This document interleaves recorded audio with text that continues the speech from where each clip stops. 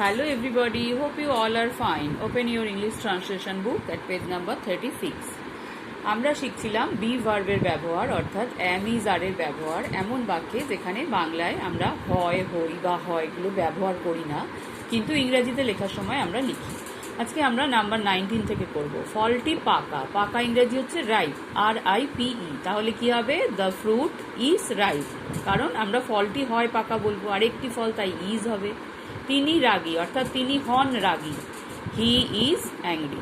আমগুলি কাঁচা অর্থাৎ আমগুলি হয় কাঁচা, দ্য ম্যাঙ্গোজ আর র।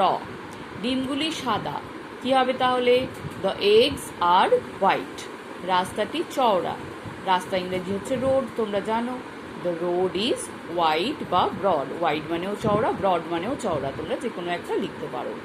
গলিগুলি হয় সরু, গলিগুলি সরু মানেই তাই গলিগুলি হয় সরু।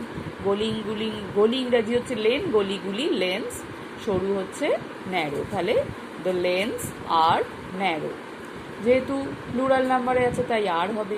খেলনাগুলি হয় আকর্ষণীয়, আকর্ষণীয় ইংরেজি হচ্ছে অ্যাট্রাকটিভ। যেহেতু খেলনাগুলি আকর্ষণীয় হচ্ছে তো আমাদের এখানে হয় ধরে নিতে হবে, তাহলে খেলনাগুলি ইংরেজি কি? The toys. যেহেতু প্লুরাল নাম্বার আর হবে, আকর্ষণীয় অ্যাট্রাকটিভ, কি হলো তাহলে?